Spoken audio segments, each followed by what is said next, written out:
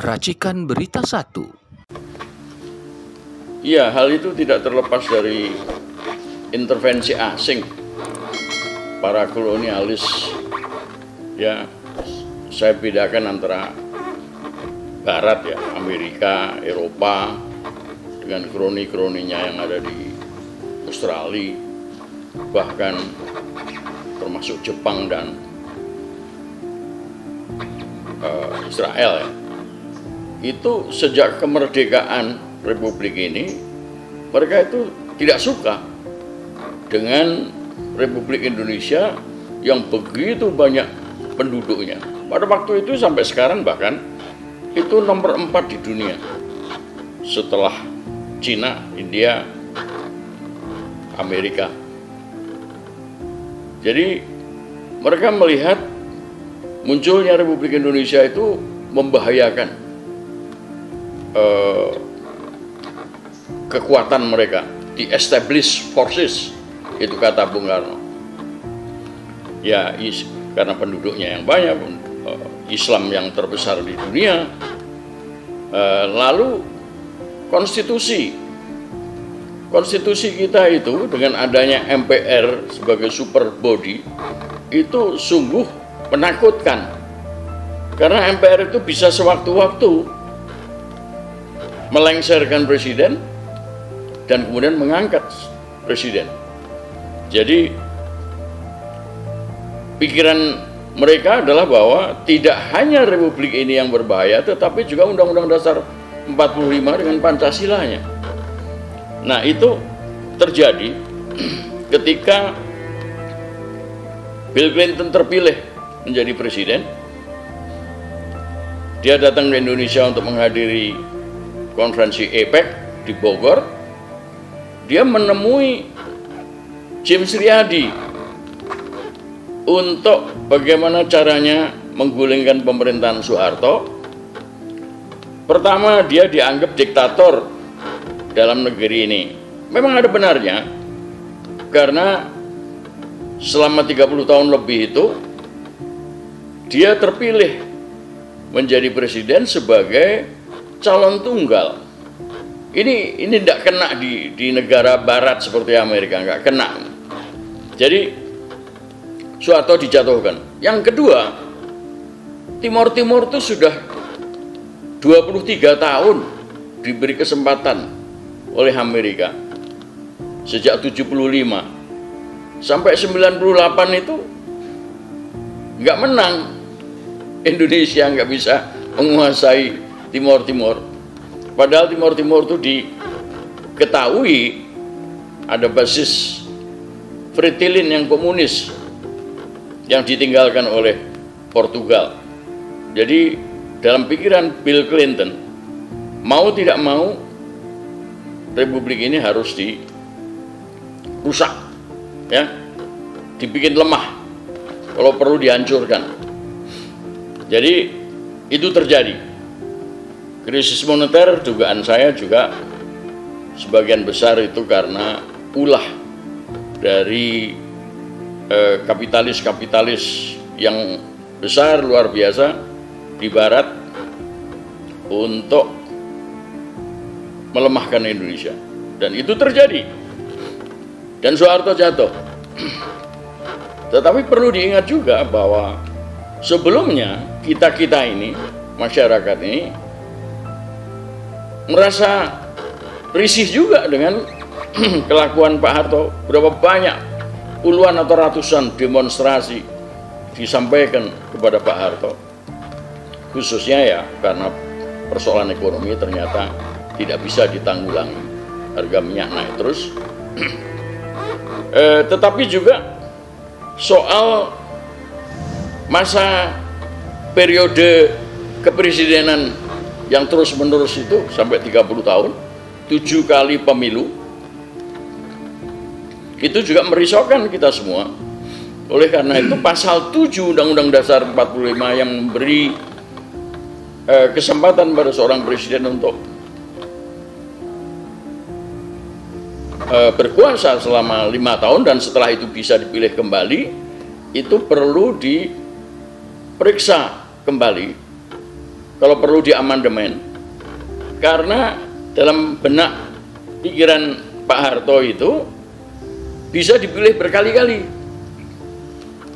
Dan oleh karena itu, tapi sekarang menurut pendapat saya, tidak perlu kita itu mengamandemen pasal 7. Cukup apabila di dalam penjelasan Undang Dasar 45 itu, pasal per pasal, di bagian pasal 7 itu disampaikan bahwa yang dimaksud adalah 2 periode, begitu aja. Jadi tidak perlu mengubah batang tubuh daripada Undang-Undang Dasar, cukup penjelasannya aja. Nah, kembali kepada Soeharto, ya akhirnya krisis moneter terjadi dan Soeharto terpaksa harus hengkang. Tapi tidak hanya sekedar itu yang mereka maksud, ya pihak-pihak Barat dan khususnya Amerika dan Eropa itu, akan tetapi mau mengubah banyak hal, ya termasuk sebetulnya kalau kita mau jujur dan waspada, itu yang namanya Indosat itu dijual itu juga paksaan dari Amerika. Lalu Texmaco yang bisa memproduksi mobil dan truk bis, ya itu pun dihancurkan. Lalu PT-DI yang bisa menghasilkan CN235, lalu CN250, serta yang sedang dikerjakan yaitu CN 2031, itu turboprop itu sampai kemudian mangkrak, nggak bisa dilanjutkan prosesnya, ya.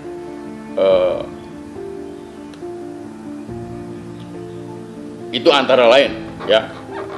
Nah, tapi kemudian bablas apa yang dilakukan oleh Amerika Serikat khususnya, dan tentu saja pengkhianat-pengkhianat dalam negeri antara lain James Riyadi dan lain-lain, itu mau mengamandemen Undang-Undang Dasar 45, yaitu karena menakutkan tadi itu ada super body dan kemudian juga ada yang lain-lain.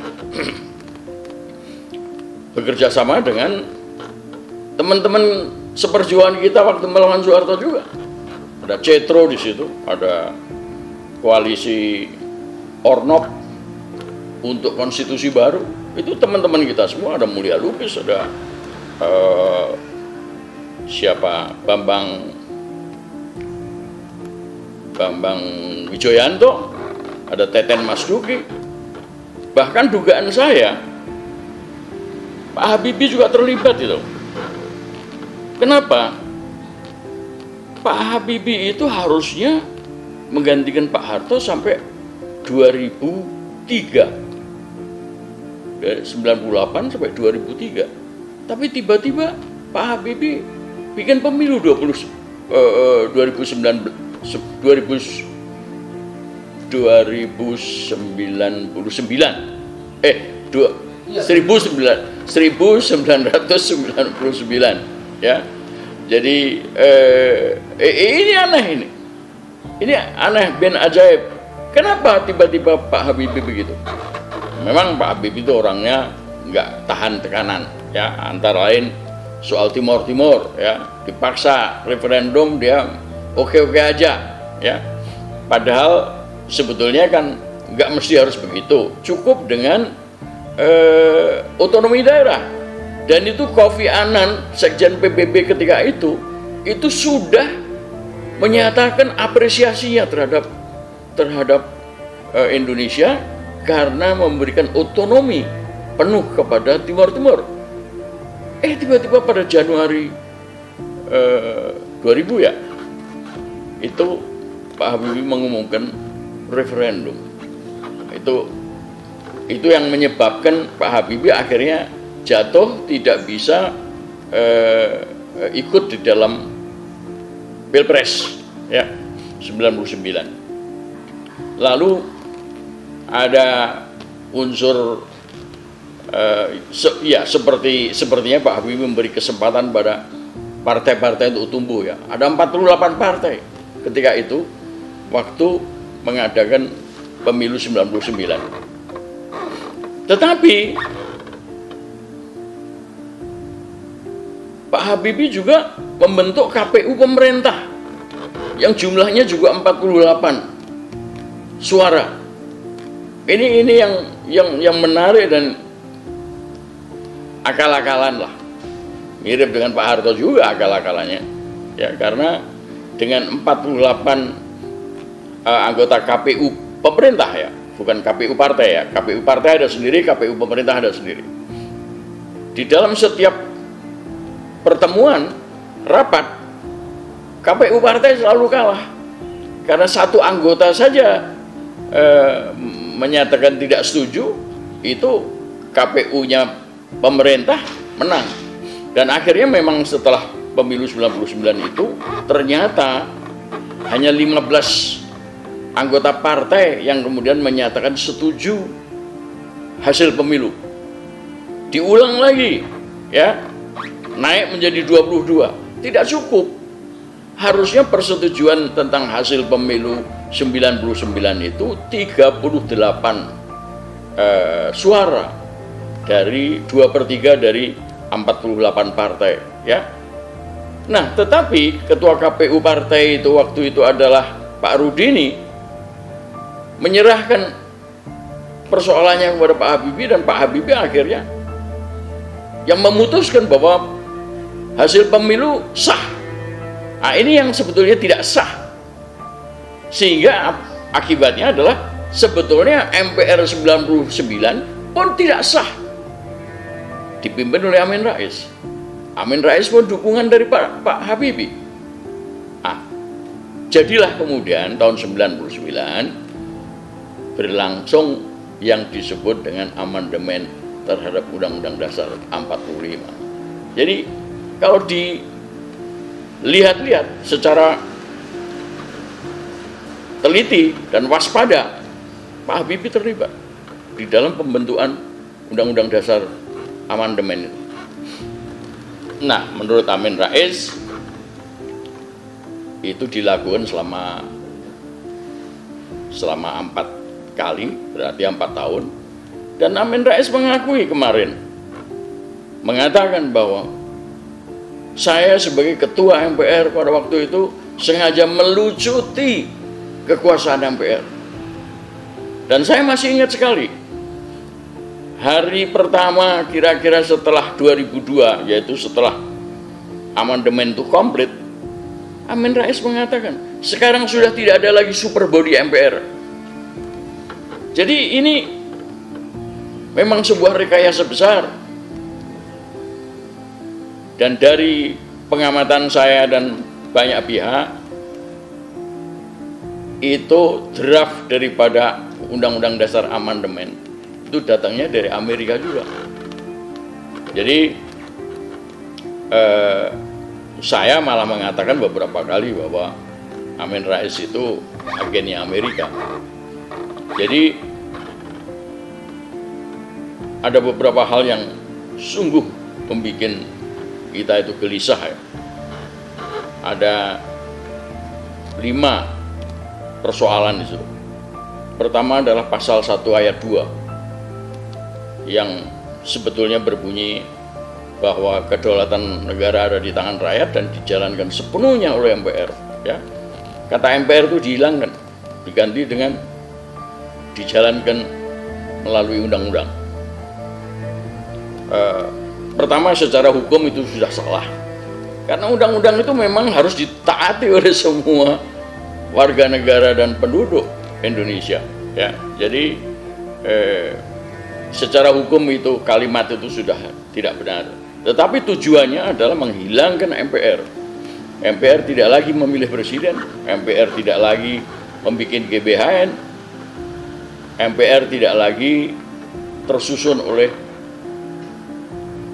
DPR plus utusan daerah plus utusan golongan. Utusan golongan bahkan dihapuskan.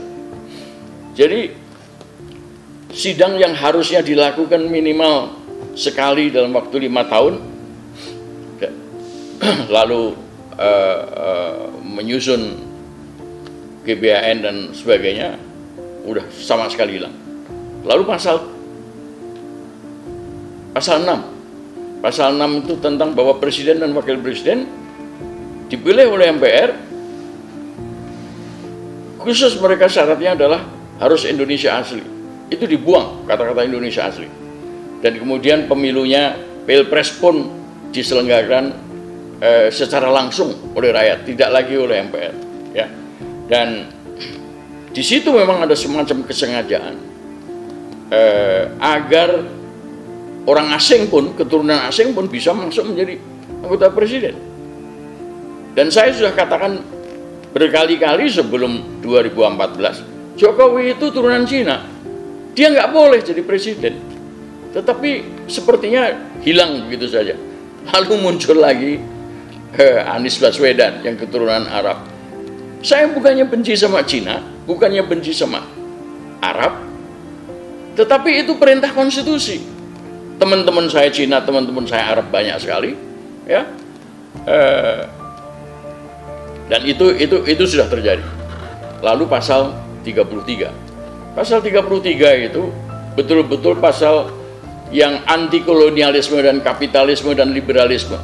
Ternyata diubah, ditambah, sehingga makna daripada perekonomian disusun secara bersama berdasarkan asas kekeluargaan itu hilang. Demikian juga sumber daya alam kita habis, tidak digunakan untuk sebesar-besar kemakmuran rakyat. Ya, jadi itu 3. Ada lagi soal yang kemarin itu barusan rame, yaitu One Team Press. Aslinya itu adalah DPA, itu pasal 15, Dewan Pertimbangan Agung. Itu betul-betul merupakan salah satu dari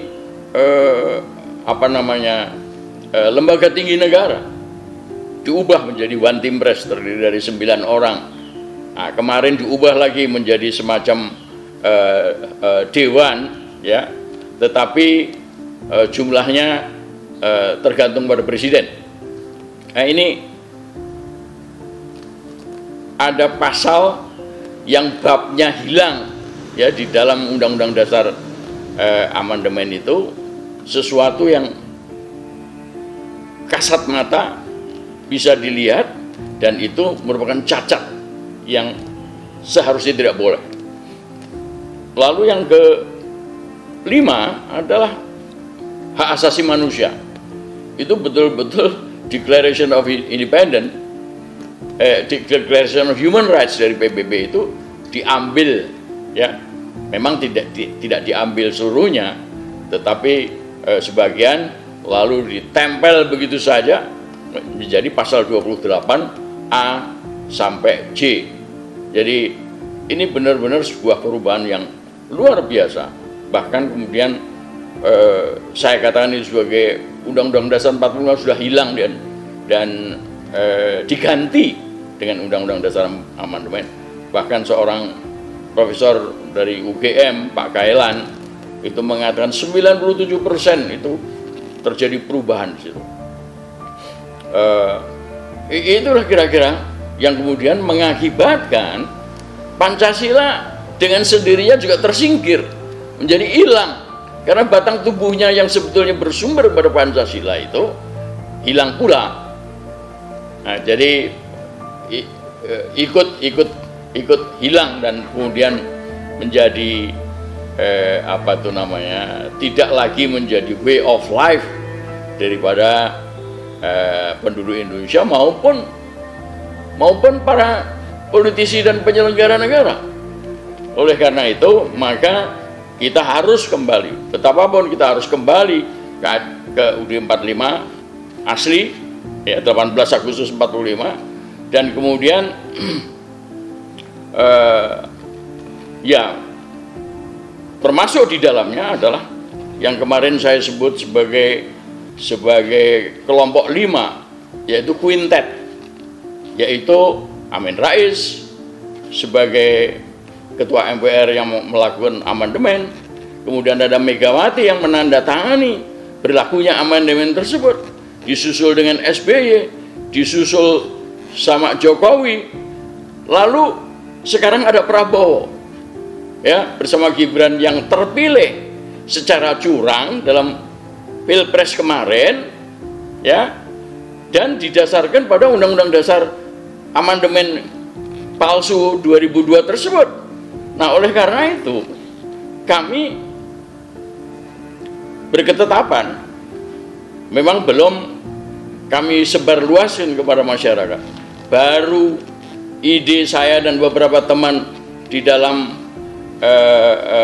Hizbullah Indonesia, kita harus kembali ke UUD 45 untuk menyelamatkan Republik ini.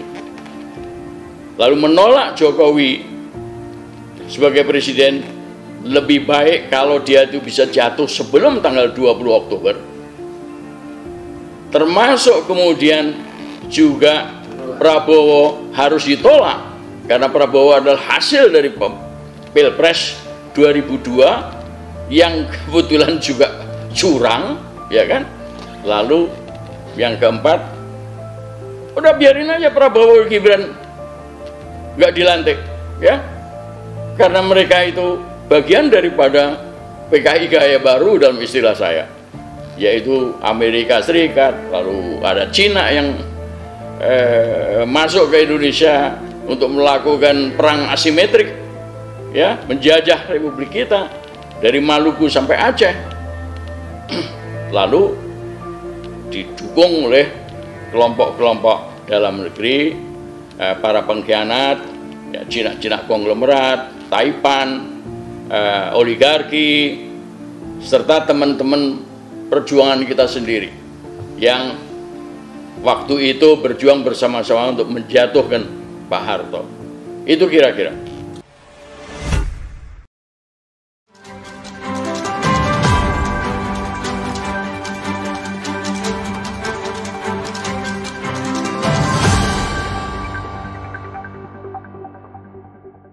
Racikan Berita 1.